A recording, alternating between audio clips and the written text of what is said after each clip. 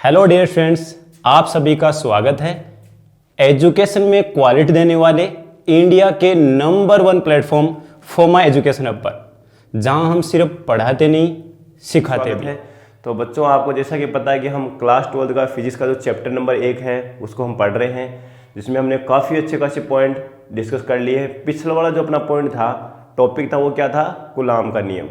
और कूलाम के नियम पे हमने कुछ अच्छे खासे न्यूमेरिकल्स भी किए थे। परावर्तन किसे कहते हैं, जिसे हम आपेक्षिक विद्युतशीलता भी कहते हैं, उससे भी रिलेटेड काफ़ी अच्छे खासे क्वेश्चंस किए थे। लेकिन अभी भी कुछ ऐसे क्वेश्चंस हैं जो कूलाम के नियम पर होते हैं, लेकिन उसके लिए सबसे पहले हमें सदिश निरूपण की आवश्यकता होती है। तो आज हम जो डिस्कस करेंगे वो करेंगे कूलाम के नियम का सदिश निरूपण, या उसका सदिश रूप कैसे होता है। क्योंकि बल एक सदिश राशि है, सबको पता है अपने को, ये सर बल एक सदिश राशि है। और कूलाम के नियम में हम वैद्युत बल की तो गणना करते हैं। तो जब वैद्युत बल की गणना कर रहे हैं तो इसका मतलब सर यहाँ पर प्रत्येक आवेश दूसरे आवेश पे बल लगाएगा, और उसकी दिशा मैंने आपको लिखवाई थी, दोनों बिंदु आवेशों को मिलाने वाली रेखा के अनुदिश होती है। तो उस दिशा को अपने को सदिश रूप में लेना है। तो इसके लिए सबसे पहले हम क्या कर लेते हैं, निर्देशांक ले लेते हैं एक्स वाई। ये एक्स एक्स एक वाई एक्सिस ले लेता हूँ, और एक यहाँ पे मैं एक्स एक्सिस ले लेता हूँ। ठीक है बच्चों, इस तरह से हम क्या कर लेते हैं, डायग्राम थोड़ा सा ड्रॉ कर लेते हैं एक्सिस लेके, जिससे इस सदिश निरूपण को समझने में अपने को हेल्प मिल सके। देखो बच्चों, ऐसे ये मैंने यहाँ पे एक्सिस ले लिया, ये निर्देशांक लिए हैं, ये वाई एक्स है और ये एक्स एक्स है। ठीक है, इसके अंदर अपन दो आवेशों को रख रहे हैं। ये हमारा एक तल हो गया, एक प्लेन हो गया, समतल हो गया, जिसको हमने बोल दिया X Y plane, X Y तल।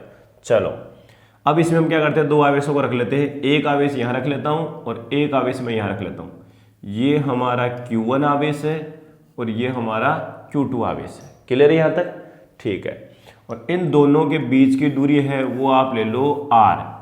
तो इनके नेम भी देते हैं सर, ये है A पर और ये है कहाँ पर, B पर। तो हमारे पास में जो RAB है उसको मैंने बोला है R। RAB बच्चों ध्यान रखना, दूरी है वो कितनी है, R है। अभी मैंने केवल परिमाण लिया है, अभी इसको हम सदिश रूप में भी समझेंगे। तो अब क्या करना है, जब भी हम कोई सदिश निरूपण करते हैं तो हमेशा हर वस्तु की स्थिति दर्शाते हैं। तो यहाँ पर अपने पास में दो कण हैं, दो आवेश हैं, एक Q1 है, एक Q2 है। Q1 की स्थिति कहाँ से लेंगे, मूल बिंदु से।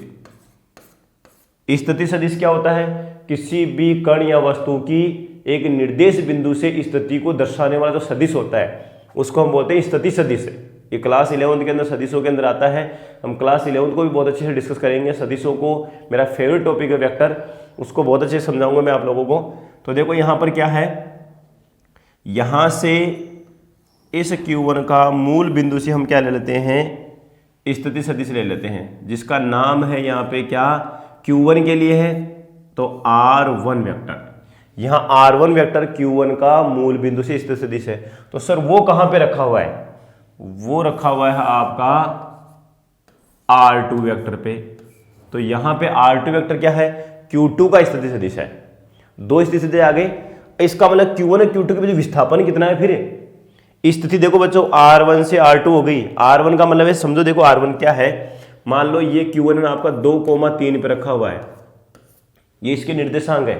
तो इसका स्थिति सदिश क्या हुआ, इसका स्थिति हो गया 2i प्लस 3j।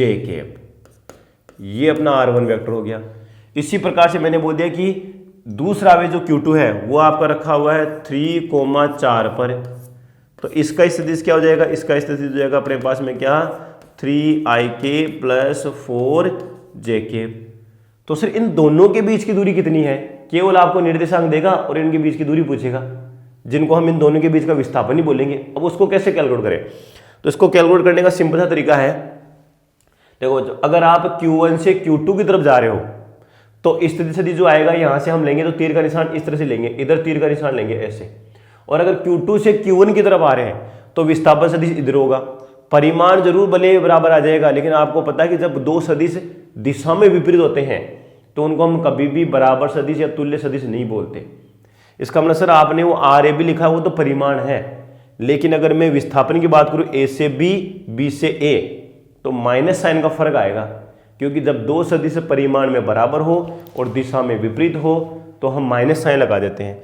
तो यहाँ पर अब आपको क्या करना है, अगर मैं बच्चों ध्यान रखना R2 vector minus R1 vector घटाता हूं, दूसरे वाली स्थिति में से पहले वाला स्थिति घटाता हूं, तो पता आप किधर से किधर का विस्थापन निकाल रहे हो, A से B की तरफ का विस्थापन निकाल रहे हो, मतलब आप A से B पे जा रहे हो। तो जब भी हम एक से दूसरे की तरफ जाते हैं तो बाद वाली स्थिति में से पहले वाला स्थिति से घटा देते हैं, ये फिक्स रूल है। अगर मैं B से A की तरफ आऊंगा तो R1 वेक्टर में से R2 वेक्टर घटाऊंगा। ये एक सिंपल सा पॉइंट जो आपको ध्यान में रखना है। तो इसका मतलब sir R2 vector minus R1 vector, इसको मैं लिखते हैं, हम क्या लिखेंगे इसको R12 वेक्टर। अब कहीं पे बहन है इसको R21 वेक्टर भी लिख दिया जाता है, इसके पीछे कोई रीजन नहीं है, बस इतना ध्यान रखना है हमेशा अंतिम जो स्थिति होती है उसको हमेशा प्रारंभिक स्थिति में से घटाना होता है। इसका मतलब मैं सर 1 से 2 पे गया तो 2 में से 1 को घटा दिया। अब 2 कौन सा ये देखो बच्चों, 3 माइनस 2 आई केप आ गया, 1 आ गया ना, 4 माइनस 3 फिर 1 आ गया, ये अपने पास में विस्थापन सदिश आ गया। इस तरह से स्थिति निकालते हैं। तो एक बार मैं इसको तो मिटा देता हूँ, ये तो खाली मैंने समझाने के लिए लिया था कि काफ़ी बच्चों को स्थिति समझ में नहीं आता सर स्थिति होता क्या है। अभी सिचुएशन ऐसी है कि सदिश बहुत मुश्किल से पढ़ाए गए हैं, बच्चों काफ़ी जो कॉन्सेप्ट वीक रह जाते हैं। तो यहाँ पे अब अपन ने क्या देखा, सर इसका स्थिति ले लिया, इसका स्थिति ले लिया, और मैं इधर से इधर जा रहा हूँ बच्चों, तो क्यों ये भी मान लो आपका पॉजिटिव है और इसको भी मान लो ये पॉजिटिव है, दोनों पॉजिटिव मान लो, दोनों धनात्मक है। तो Q1 Q2 पे बल लगाएगा बाहर की तरफ, तो इस बल का नाम हम ले लेते हैं दूसरे पे पहले की वजह से बल। तो बच्चों मैंने इसको क्या नाम दिया, R21 वेक्टर, पूरा ढंग से समझना, इसको मैंने दिया है R21 वेक्टर, इसका मतलब है दूसरे पे पहले के कारण बल। ठीक है, Q2 पे Q1 पे बल लगाएगा सर, बिल्कुल Q2 पे Q1 पे बल लगाएगा, कितना लगाएगा, F12 वेक्टर, कितना लगाएगा, F12 वेक्टर। F12 वेक्टर क्यों बोला, Q1 पे Q2 के कारण, Q1 पे Q2 के कारण बल, बिल्कुल ठीक है सर, यहां तक समझ में आ गया। अब देखो यहां पे अपन क्या कर रहे हैं, यहां पे जितनी भी चीजें उनको लिख लेते हैं। यहां पे देखो सबसे पहला काम, यहां पर R1 वेक्टर क्या लिखा है मैंने बच्चों, यहां R1 वेक्टर है Q1 का स्थिति सदिश, यहां बच्चों क्या है, Q1 का स्थिति सदिश है। ठीक है, R2 वेक्टर क्या है बच्चों यहाँ पे, सर ये यहाँ पे Q2 का स्थिति सदिश है, ये यहाँ पे क्या है, Q2 का स्थिति सदिश है। ठीक है, यहाँ तक समझ में आ रहा है, बिल्कुल सर दिख रहा है, चलो ठीक है। तो Q1 का स्थिति सदिश हो गया R1 वेक्टर, Q2 का हो गया यहाँ पर। F12 वेक्टर क्या है यहाँ पे, इधर कर लेते हैं अपन, F12 वेक्टर, F12 वेक्टर है Q1 पर Q2 के कारण बल। ठीक है, और बच्चों F21 वेक्टर क्या है, Q2 पर Q1 के कारण बल। जो नाम पहले है ना उस पे बल लगेगा, ये ध्यान रखना है, Q2 पर Q1 के कारण बल। ठीक है, अब जब भी बल को प्रदर्शित करेंगे, बल को लिखेंगे, तो आपको पता है हर सदिश को निरूपित करने के लिए परिमाण के साथ साथ दिशा की आवश्यकता होती है। तो यहां पे मुझे क्या कैलकुलेट करना है बच्चों, एक तो F21 और एक है F12 वेक्टर, बस दो बल ज्ञात करने हैं, और दो बल ज्ञात करने के लिए मुझे इनकी दिशा की जरूरत पड़ेगी। इनका परिमाण तो हम कूलॉम के नियम से निकालेंगे, K Q1 Q2 upon sir आपने जो बता रखा है, लेकिन दिशा कहां से लाओगे, तो दिशा के लिए मैंने क्या किया बच्चों, यहां पे देखो सर आप आ रहे हो पहले से दूसरे की तरफ, तो यहां पर हम एक इकाई सदिश लेंगे R21 कैप, दूसरे से पहले की तरफ आ रहे हैं, यहां हम इकाई सदिश लेंगे R21 कैप। ठीक है, एनसीईआरटी में इसको R21 कैप लिख रखा है, वो भी सही है, यहां जो करवा रहा हूं ये भी सही है बच्चों, ध्यान रखना। लेकिन तरीका क्या है वो आपको ध्यान से रखना है। अगर आप 1 से 2 की तरफ जा रहे हो और इसको R12 कैप लिख रहे हो, तो वो ये भी मैंने बताया कि किसमें से किसको उठाना है, बाद वाले में से पहले वाले को उठाना है। अब एनसीईआरटी लेती है R21 कैप, जैसे ये बल है वैसे इकाई सदिश ले लेगा, तो वहां पे किसमें से किसको उठाएंगे, 21 बोला है ना, 21, तो पहले जो आपका नंबर यहां नाम लिखा हुआ है 21, तो वही 21 वेक्टर यहां पे भी कर रखा है कि R2 vector minus R1 vector ही उठाना है, वो 2 का मतलब ये बाद वाली स्थिति जो है। तो आप कैसे ले सकते हो, मैं एनसीईआरटी के हिसाब से, तो एनसीईआरटी के हिसाब से आपको नॉर्मल से बता देता हूं। जैसे कि मान लो उन्होंने यहाँ पे क्या लिख रखा है काफ़ी बच्चे इस चीज़ को लेके कंफ्यूज हो जाते हैं, और ऐसे कंफ्यूजन मैंने काफ़ी बच्चों के दूर भी किए हैं, तो आपको भी इस तरह से कंफ्यूज नहीं होना है। यहाँ पे चलो मैं इस बल के हिसाब से R21 केब लिख देता हूँ, और यहाँ पर अभी जो भी कंफ्यूजन रहेगा ना उसको मैं वापस यहाँ पे एक बार क्लियर कर लूँगा, सॉर्ट आउट कर दूंगा, और यहाँ पर हम ले लेंगे R12 केब। ठीक है, चलो अब उसको मान लो R21 केब है क्या चीज़, वो R21 केब इकाई सदिश है, और इकाई सदिश का परिमाण सदैव एक होता है। केवल उसको हम किस चीज़ के लिए काम में लेते हैं, किसी सदिश की दिशा को निरूपित करने के लिए काम में लेते हैं। इकाई सदिश का और कोई काम नहीं है। इकाई सदिश का काम होता है कि उसका परिमाण एक तो एक होता है, और वो हमेशा किसी भी सदिश की दिशा को दर्शाने के लिए काम ले जाता है। तो यहाँ पे जो R21 केब है वो बल R21 की दिशा में इकाई सदिश है। और इकाई सदिश कैसे निकालते हैं बच्चों, वो भी देख लो यहाँ पे। सर ये भी इकाई सदिश है, ये भी इकाई सदिश है, दोनों इकाई सदिश है, दोनों का परिमाण एक है, लेकिन दिशा तो विपरीत है ना। तो यहां पर अपन थोड़ा सा लिख देते हैं, यहां पर है क्या चीज, ये एक तो हमने बोला है R12 केब। बच्चों यहां R12 केब क्या है, बल F12 वेक्टर की दिशा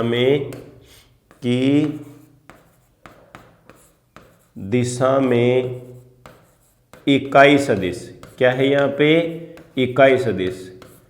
और R21 केब क्या है, ये है आपका बल F21 वेक्टर की दिशा में इकाई सदिश है, की दिशा में इकाई सदिश।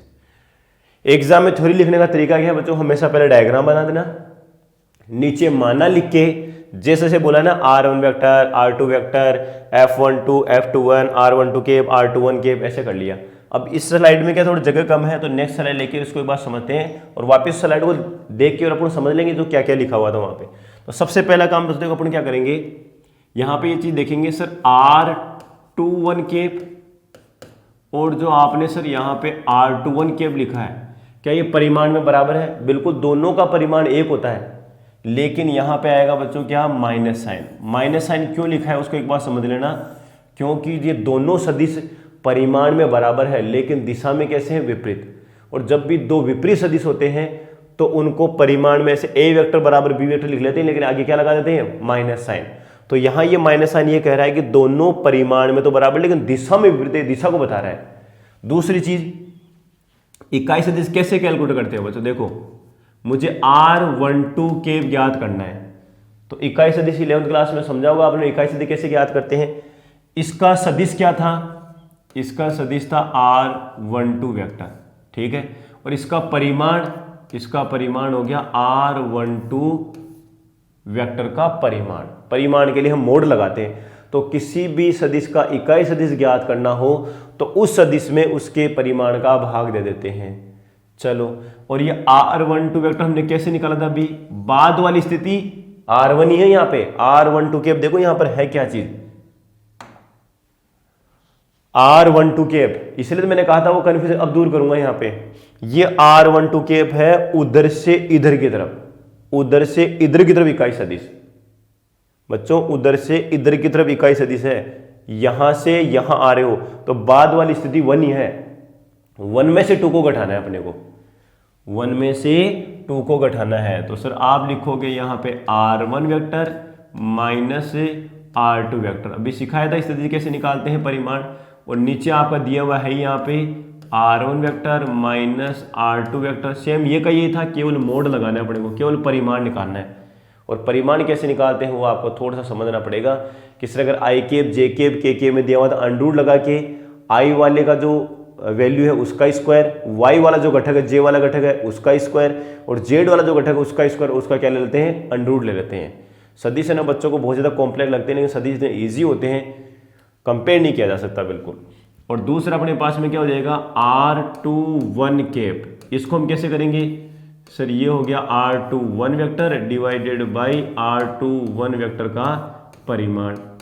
तो सर R21 वेक्टर को हम कैसे लिखेंगे, वही बाद वाली स्थिति R2 वेक्टर ही है, पहले वाली स्थिति R1 वेक्टर है, और नीचे क्या हो जाएगा, वही R2 vector minus R1 vector का परिमाण। बिल्कुल सिंपल ऐसे करना है। चलो अब सबसे पहले हम क्या करते हैं, बल F12 वेक्टर को ज्ञात कर लेते हैं। बल F21 वेक्टर ये क्या था, Q1 पर Q2 के कारण बल था, है ना, Q1 पर Q2 के कारण बल। तो कूलाम के नियम से कैलकुलेट करो बच्चों, देखो इसको K Q1 Q2 divided by, अब देखो यहाँ पे नीचे तो परिमाण सेम ही रहेगा, आपको पता है फॉर्मूले में नीचे हमेशा परिमाण ही आता है, लेकिन इसको सदिश रूप में लिख के मैं परिमाण लिख देता हूं। ये F12 वेक्टर देखो कौन सी दिशा में था, F12 ये रहा। तो बच्चों आप आ रहे हो 2 से 1 और उसके लिए इकाई सदिश हमने क्या लिया, R12 कैप। तो स्थिर सदिश भी आप क्या ले लो, इधर से इधर का जो स्थिर सदिश है ना वो भी आप ले लो R212 वेक्टर का परिमाण। अपने को केवल परिमाण चाहिए, तो सर नीचे जब हम भाग देंगे वहां पे, चाहो तो आप डायरेक्ट आर स्क्वायर लिख लो, कोई दिक्कत नहीं, लेकिन अपने को तो बिल्कुल इसको सदिश रूप में प्रदर्शित करना है। तो सर ये 12 है, तो यहां लगा दिया आपने 12 वेक्टर का परिमाण का स्क्वायर, नीचे स्क्वायर ही आता है। बिल्कुल सर आपने सही लिखा यहाँ पे, ठीक है। अब यहां पर क्या करना है, यहां पे दिशा देनी है, और दिशा हमेशा किसे दी जाती है, इकाई सदिश से। ये तो हो गया परिमाण, और ये हो गई अपने पास में या क्या, दिशा, ठीक है। चलो इसको एक बार थोड़ा सा और ओपन कर लेते हैं। F12 वेक्टर इक्वल टू आ रहा है सर K Q1 Q2, इसको अपन ने कैसे लिखा था, मैग्नीट्यूड कैसे लिखते हैं हमेशा परिमाण को, R1 vector minus R2 vector, sir यहाँ पे मोड लगाओ और सर यहाँ पे स्क्वायर लिखो, गुणा के अंदर R12 कैप इकाई सदिश है, और R12 कैप को हम कैसे लिखते हैं, देखो उधर लिखा हुआ है क्या, वो लिखा हुआ है अपने पास में R1 vector minus R2 vector और डिवाइडेड बाय बच्चों क्या आ रहा है यहाँ पे, सर ये आ रहा है R1 वेक्टर माइनस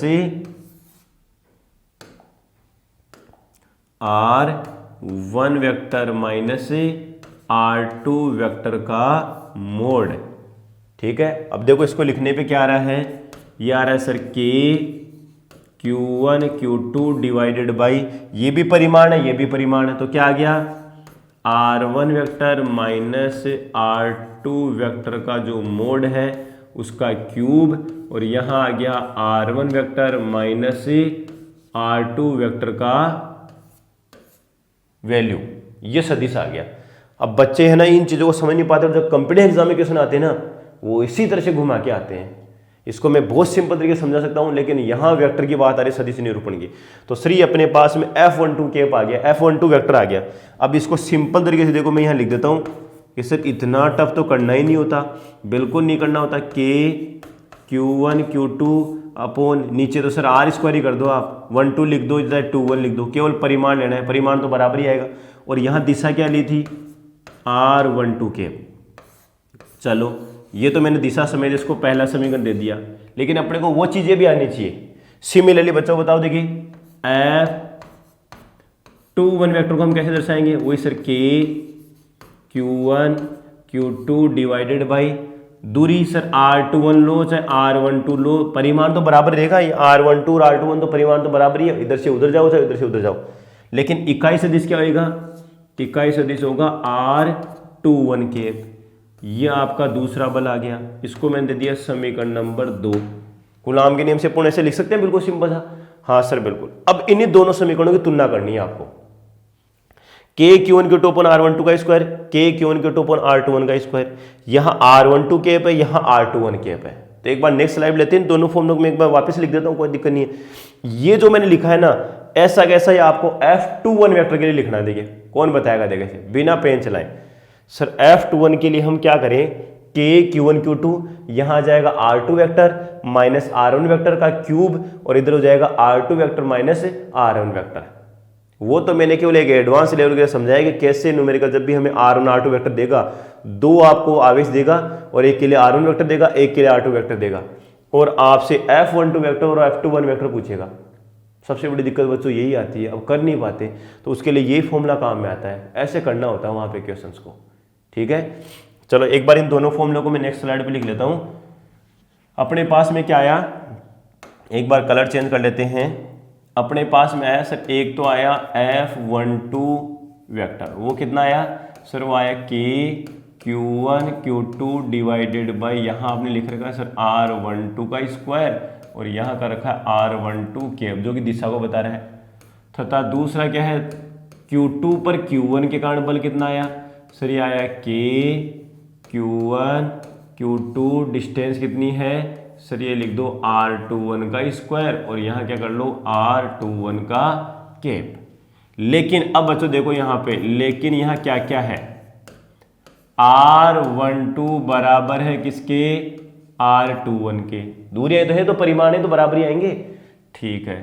दूसरी चीज क्या हो गई सर, R12 कैप जो है वो बराबर है और माइनस होता है R21 कैप के। अभी थोड़ी देर पहले समझाया था मैंने, दोनों इकाई सदिश है, परिमाण में बराबर है लेकिन दिशा में कैसे हैं, विपरीत है, इसलिए हम यहाँ पे इनको माइनस साइन लगा के लिखेंगे, इसलिए हम इनको माइनस साइन लगा के लिखेंगे। अब वापिस आ जाओ पुनः, देखो बच्चों अब जैसे हम यहाँ पुनः आते हैं तो मैंने इसी को लिख लिया F12 vector equals to K Q1 Q2 divided by R12 को R12 रहने दो आप, ठीक है सर। और ये जो है ना आपका 21 कैप, इसको भी एक बार मैं ऐसे कैसे ही रहने देता हूँ, चेंजेस करूंगा मैं उसमें। आपका जो बच्चों यहाँ पे F21 वेक्टर बल है, इसको हमने क्या कर लिया K Q1 Q2 divided by R21 की जगह मैं R12 लिख सकता हूं सर, बराबर जो है, बिल्कुल लिख लो। तो यहां पे हमने कर लिया R12 का स्क्वायर। दूसरी चीज सर, जो 21 कैप है वो माइनस R12 कैप के बराबर है, या R12 कैप उसके माइनस के, ये इसके माइनस के, की बात है। x बराबर माइनस वाई तो y बराबर माइनस एक्स, तो यहां पर हमने पुट कर लिया R12 कैप का ये और आगे लगा दिया माइनस साइन। अब बच्चों बताओ, देखिए ये जो अपने पास में F21 वेक्टर बल आया है, माइनस एक्स्ट्रा आया, इस माइनस को इधर ले आओ और वापस में इस फॉर्मूले को लिख रहा हूं K Q1 Q2 divided by R12 का स्क्वायर और यहां लगा दिया अपने R12 कैप। इस वाले को बच्चों आप कंपेयर करो, देख क्या आ रहा है सर, ये तो बिल्कुल एच डी ऐसे कैसे सेम ही है, तो बिल्कुल सेम है ये, लेकिन माइनस का फर्क है। इसका मतलब ये दोनों बल परिमाण में बराबर लेकिन दिशा में विपरीत। अरे सदिश निरूपण बच्चों इसलिए तो करना चाह रहे हैं कि ये जो कूलाम का नियम है क्रिया प्रतिक्रिया नियम के रूप में उपस्थित होता है। न्यूटन ने गति का तीसरा नियम दिया था और वहां कहा था कि अगर आप किसी पे क्रिया करते हो तो वो वस्तु वापस आप पे प्रतिक्रिया करेगी। इसका मतलब एक आवेश दूसरे आवेश पे 10 न्यूटन का बल लगा रहा है तो दूसरा आवेश भी पहले आवेश पे 10 न्यूटन का बल लगाएगा। अगर वो भी आकर्षित कर रहा है तो वो भी इसको आकर्षित करेगा, अगर ये उसको प्रतिकर्षित कर रहा है तो वो भी उसको प्रतिकर्षित करेगा।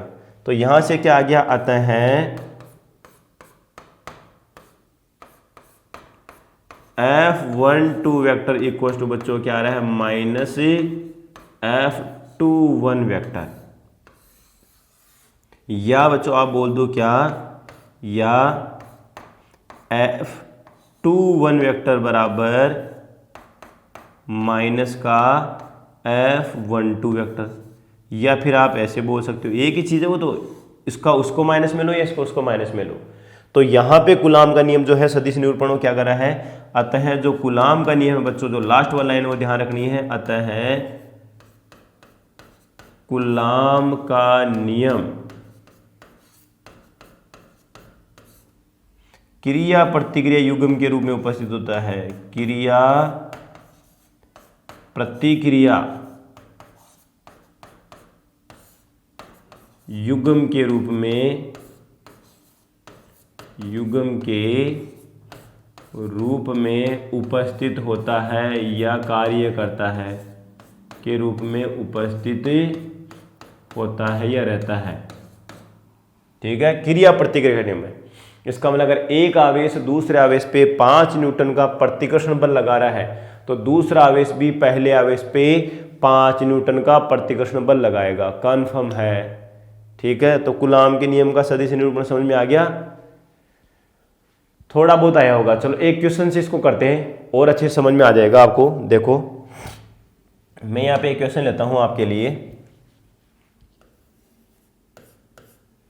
एक क्वेश्चन की बात करते हैं पुनः। वैसे तो पहले अपने को बलों के अध्यारोपण का सिद्धांत पढ़ना चाहिए, उसके बाद ये क्वेश्चन समझ में आएगा। लेकिन वेक्टर तो ऐसी चीज है बच्चों, आपको अगर 11th में पढ़ा है ना, तो क्या अध्यारोपण का सिद्धांत और क्या है बस करना चाहिए, अपने को आना चाहिए कि सर सदिशों का योगफल सदैव अदिशों से डिफरेंट होता है। यहाँ पे परिमाण के साथ साथ दिशा को भी जोड़ा जाता है, फिक्स है। तो ऐसे एक छोटा सा मैंने क्वेश्चन ले लिया, मैंने कहा एक लाइन है, वैसे तो मुझे पहले बलों के अध्यारोपण का सिद्धांत करवाना चाहिए, लेकिन फिर भी देखो बच्चों, मैं एक चीज़ बोलता हूँ, 11th में अगर आप लोगों ने सदिश अच्छे से नहीं पढ़ा ना, तो यहाँ 12th में थोड़ी बहुत परेशानी आने वाली है। तो इसीलिए मैं यहाँ पे वेक्टर पे ज़्यादा फोकस कर रहा हूँ। मैंने एक लाइन ली है, ये लाइन है एक्स एक्सिस, ये है x बराबर 0 और ये है आपका x बराबर 1 और बच्चों ये है x बराबर 2 मीटर। ठीक है, यहाँ पे एक बात समझने की कोशिश करना, यहाँ पे मैंने रखा है आवेश का मान 1 माइक्रोकुलाम, यहाँ भी बच्चों मैंने रखा है 1 माइक्रोकुलाम और यहाँ भी बच्चों मैंने रखा है 1 माइक्रोकुलाम। अब आपसे क्या बोला है, ये जो बीच में x बराबर 1 है, यहां पर उपस्थित आवेश पे परिणामी बल निकालना है। वही परिणामी बल के देखो बच्चों, यहाँ पे दिशा विशा का पूरा ध्यान रखना पड़ेगा, कैसे क्या है। तो देखो अब यहाँ पे क्या है, एक अपन यहाँ पे नॉर्मल समझने की कोशिश करते हैं। सर यहाँ पर अपने पास में 1 कूलाम का आवेश है 1 माइक्रोकुलाम का, और एक आवेश इधर पड़ा है, ये भी 1 माइक्रोकुलाम का है, और एक आवेश इधर पड़ा है, ये भी है 1 माइक्रोकुलाम का। तो जो सदिश निरूपण वो कुछ नहीं काम में आएगा, वो दिशा ऐसे दर्शाने के लिए काम में आएगा। देखो ये भी प्लस का लिया, ये भी प्लस का लिया। अब दिशा कितनी देखनी है, जिस पे आपको बल निकालना होता है, जिस भी आवेश पे आपको बल निकालना होता है, तो आपको ये चेक करना पड़ेगा कि दूसरा वाला आवेश को आकर्षित करेगा या प्रतिकर्षित करेगा। गलतियां होती है रियलिटी में, सही बता रहा हूँ, काफी टाइम हो गया मुझे पढ़ाते हुए। बच्चे क्या करते हैं, अपनी दिशा अपने अनुसार कुछ भी दिशा दे देते हैं। अगर आपको इस आवेश पे बल निकालना, देखो ये वाला इसको क्या करेगा, मैं वापस यहाँ पे लाइन बना लेता हूं, ये वाला आवेश इस वाले आवेश को प्रतिकर्षित करेगा, ये वाला आवेश देखो वही प्लस का, ये भी प्लस का, तो इसको नाम दे दिया मैंने F1। अब बच्चों देखो ये वाला आवेश उस वाले आवेश को, जिस पे बल निकालना है, ये वाला आवेश उस वाले आवेश को प्रतिकर्षित करेगा, ये आ गया F2। ढंग से देखो, ये वाला आवेश उस वाले आवेश को प्रति कर रहा है, तो ये वाला भी इसको प्रति करेगा। अगर मैं केवल इन दोनों की बात करूं यहाँ पे, तो देखो यहाँ पे अगर ये इसको प्रति कर रहा है, तो ये भी इसको बाहर की तरफ प्रतिकर्षित करेगा। लेकिन अपने को इन दो के ऊपर नहीं देखना, अपने को तो किसी एक पे परिणामी बल निकालना है। इस वाले आवेश पे टोटल बल कितना लगेगा, ये दोनों मिलके इसको खींचेंगे, धक्का लगाएंगे, कहीं फेंकेंगे, जो भी करेंगे वो देखो। तो ये वाला भी इसको प्रति कर रहा है, ये वाला भी इसको प्रतिकर्षित कर रहा है। अब प्रति कर रहा है कि दोनों बराबर बल से कर रहे हैं या अलग अलग कर रहे हैं। तो देखो सबसे पहले इन दोनों के बीच बल निकाला, वो आपने क्या निकाला, F1। तो F1 बराबर क्या आएगा, K Q1 इंटू Q2, तो Q तो सेम है। डिस्टेंस कितनी है बच्चों, देखो यहाँ पे इन दोनों की भी दूरी है 1 से 2, तो 1 मीटर का स्क्वायर। यहाँ सब ये मीटर में है, यहाँ x किस में है, मान लो मीटर में है, तो K Q1 Q2 अपॉन 1 का मीटर स्क्वायर। तो मेरे पास में आ गया सीधा K Q square. Equation number 1 दे दो आप। और दिशा अगर इसको वेक्टर फॉर्म में लिखेंगे, देखो बच्चों वेक्टर फॉर्म में लिखेंगे तो सर F1 है x अक्ष की ऋणात्मक दिशा में, तो यहाँ माइनस साइन लगाओ और यहाँ क्या लगाओ, आई कैप, क्योंकि x अक्ष की ऋणात्मक दिशा के लिए हम माइनस आई कैप लेते हैं। अब मुझे बताओ देखिए F21 वेक्टर कितना आएगा, सर F21 वेक्टर आएगा वही K, इन दोनों के बीच का गुणनफल K Q1 Q2, तो ये भी Q मान लो, तो इसको भी क्या कर लिया अपने Q स्क्वायर। दूरी कितनी है इन दोनों के बीच में, वो इसे 0 से 1 मीटर, 1 का स्क्वायर। लेकिन मैंने यहाँ वेक्टर लगाया है, तो बच्चों देखो कौन सी दिशा में है, एक्स अक्ष की धनात्मक दिशा की, और एक्स अक्ष की धनात्मक दिशा के लिए इकाई सदिश क्या लेते हैं, प्लस का आई कैप। चलो ये दो बल आ गए सर, एक F1 है सर, एक F2 है। सर यहाँ पर अपने पास में क्या आ रहा है, यहाँ पे भी चलो 1 का स्क्वायर ऐसे लिख देता हूँ, वो तो एक ही रहेगा, कोई दिक्कत नहीं है। ये दोनों बल आपको ऐसे नहीं लग रहे कि सर बिल्कुल परिमाण में बराबर, लेकिन दिशा में विपरीत है। इसका मतलब अगर मैं नेट कुल परिणामी बल की बात करूं, कुल परिणामी बल, तो बच्चों वो क्या हो जाएगा, F1 vector plus F2 vector, और वो कितना आ रहा है, 0। देख लो दोनों को जोड़ के। तो जब भी आपको परिणामी निकालना हो, तो परिणामी निकालने का सबसे बढ़िया तरीका होता है उनका सदिश योगफल कर दो, और सदिश योगफल के अंदर देखो परिमाण और दिशा दोनों आ गई। इसी को बोलते हैं सदिशों को जोड़ना या सदिशों का परिणामी निकालना, और वो हमने किससे सीखा, सदिश योगफल से या सदिश निरूपण से। तो तो नेक्स्ट जो टॉपिक रहेगा ना वो रहेगा अपना बलों का अध्यारोपण का सिद्धांत, और उसको इतना बिल्कुल बेसिक समझाऊंगा, बुक के या जहां कहीं पे भी कॉम्पिटिटिव एग्जाम क्वेश्चन होंगे ना वो आप चुटकियों में कर दोगे। ठीक है बच्चों, तो नेक्स्ट टॉपिक अपन अध्यारोपण का सिद्धांत करेंगे। फिजिक्स को बेसिक से समझकर सीखने के लिए और class 11-12 IIT JEE and NEET की प्रिपरेशन करने के लिए आज ही जुड़िए फोमा एजुकेशनल हब के साथ। स्कूलिंग, कॉलेज एंड सभी कॉम्पिटिटिव एग्जाम्स के कंप्लीट कोर्स देखने के लिए आज ही प्ले स्टोर से डाउनलोड कीजिए फोमा एजुकेशनल हब का मोबाइल एप्लीकेशन।